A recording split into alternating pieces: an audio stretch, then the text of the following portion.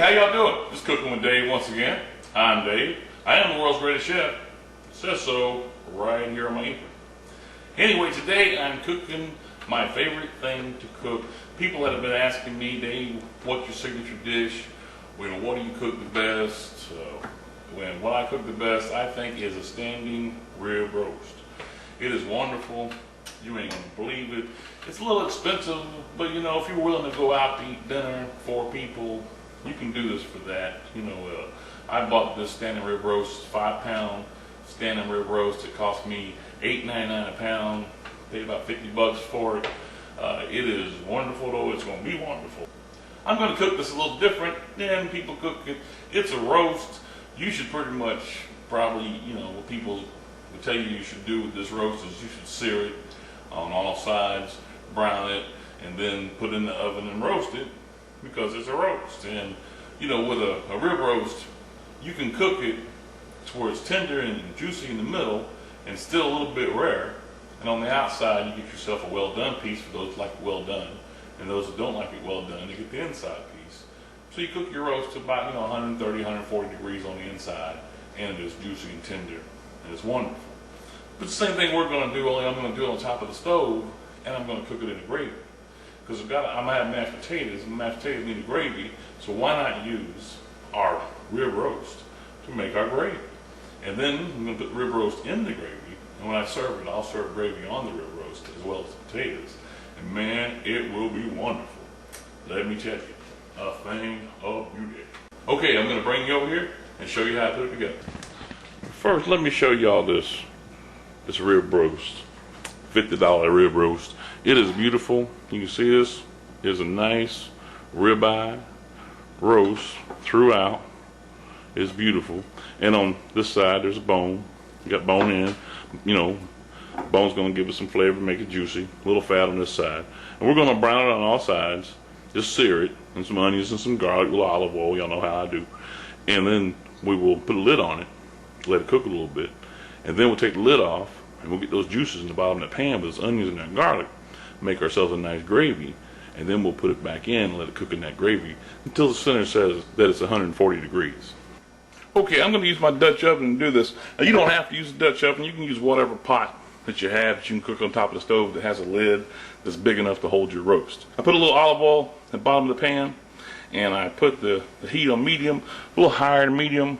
We want to sear this thing on all sides, so we want it to be ready. I chopped up a whole onion. I'm going to put a whole chopped up onion right down there in the bottom of the pan. Going to use some garlic. I'm going to use, I don't know, 3 or 4 tablespoons of garlic. We're going to hit that with a little bit of salt.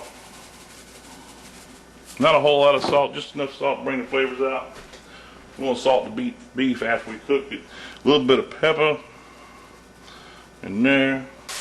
Alright, once you get your vegetables cooking a little bit, couple minutes, start sweating out a little flavors. Then, before I put my roast in, I'm going to hit it with some Italian seasoning. Y'all know how I like Italian seasoning. We got to have some Italian seasoning on our roast. I'm going to hit it just like that. Then I'm going to lay my roast fat side down to start with, right there in those onions. And I'm just going to let that thing cook, just get brown on all sides. Alright, I've been cooking about 2 or 3 minutes. We're starting to get it brown on one side. I'm going to go ahead and hit it with some Italian seasoning on this side. On the side there. Because y'all know I like Italian seasoning. Hit a little pepper. We like the pepper. Alright, well now that I got it brown on all sides, what I'll do is I'll turn my heat down to about low, medium low, somewhere in there. You want to have a little heat, you want to turn it down to a simmer. So I'm trying to do now is simmer it.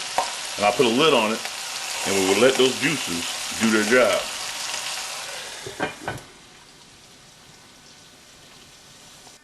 Alright, time to take a look at the roast. Looks like we're doing good.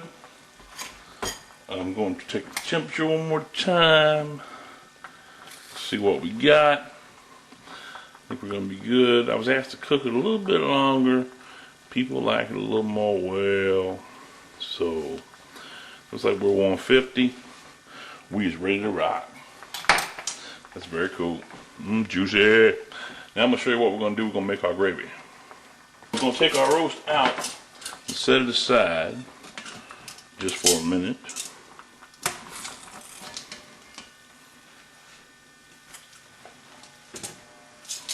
And down inside there, all that yumminess we got going on. Y'all see all that?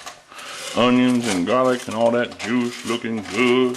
We're going to make some gravy out of that right there. Alright, now if you think you have too much liquid, you can drain some of it off. We want to have about, I don't know, a 1/4 inch or so down in the bottom of the pan. Just enough to soak up some flour to make the gravy. So I'm going to dump a little bit of this off. Then I'm just going to leave me a little thin layer, about 1/8 of an inch or so down the bottom of the pan. And I'm just going to take some all-purpose flour. I'm going to turn my heat up, about medium-high. Take my all-purpose flour, and I'm going to put just enough flour it takes to soak up that liquid and make me a roux.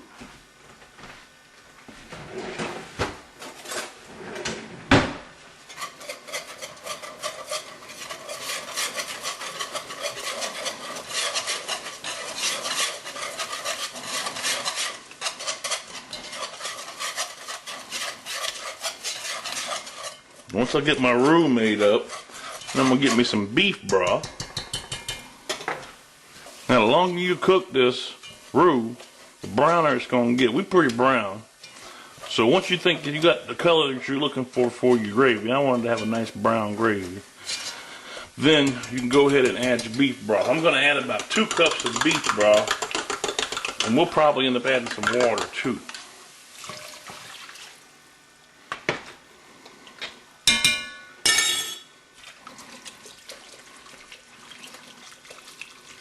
We're going to cook that, get all those things broke up in there, in that beef broth.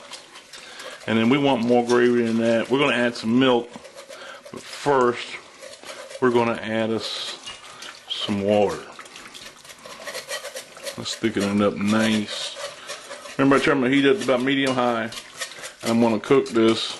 I'm going to bring it to a little simmer, get it to bubbling. I'm going to give it a taste. Pretty good. I'm going to add me about 2 cups of water to it. Thin it out a little bit. Cook it some more. Because we're going to cook it down a little bit. And we're going to put our roast back in here. After you put the water in there, salt and pepper to taste. That's pretty good. A little bit of pepper. You can use 4 cups of beef broth. Just more beef broth you use, the saltier it's going to be. Alright, gravy coming back to a simmer. Thickening up a little bit, looking good, tasting right. Got enough salt and pepper in it. Looking good. Looks like it's going to be nice and thick, like that.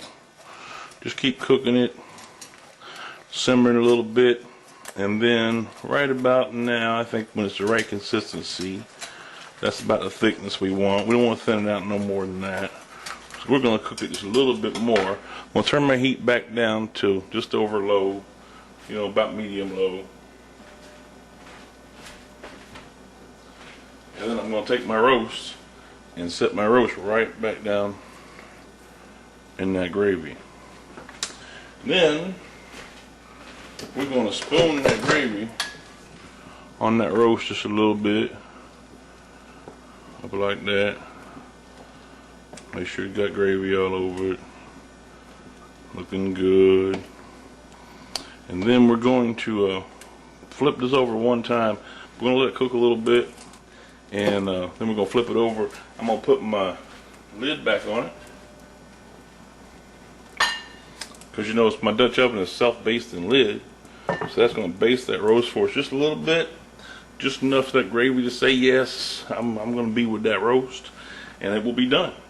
Okay, I just let it sit in the gravy for about 15-20 minutes. I turn it over a couple times, just kind of let it sit in the gravy, get all gravified, get nice. And now I'm going to put it on a plate so I can carve it, and then I will spoon that gravy up onto my mashed potatoes. And oh, it is going to be good.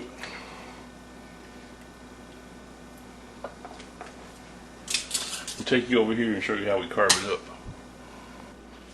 Alright, there's a roast. And what I like to do is try to make this kind of carve it like a steak, standing up on its end. And I'm going to slice off the edge. Now it's outside edge here. It's going to be nice and done. And whoever wants a well done piece is going to be very happy about that piece of meat right there.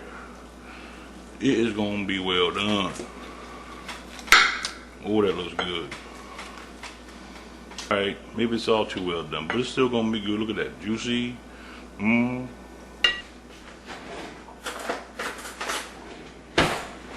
Alright, now that is what I call a plate of food. Do y'all see that? Is that not beautiful? Got the collard greens going on there with some mashed potatoes and the gravy. I'll tell you right now, you cannot make a better gravy than with a standing rib roast. I'm telling you, it is one step above the au jus. Got to love it. This is gonna be good. All right, there we go. Dave's standing rib roast. Man, you cook this thing, you'll love it. Don't cook this so long. I cook it too long. I always do. But it makes everybody happy because everybody in the house likes beef well done. I don't. I got a little pink in the middle. I really thought it was to be pink in the middle, but I think I let it sit in the gravy too long while I was finishing up the potatoes. Oh well, you know, it's still gonna be good. I'm telling you right now, it's like the best prime rib you ever had. It's good with the gravy on it. You can't go wrong. All right, y'all cook this. Let me know what you think about it. Y'all have a great day. Thanks.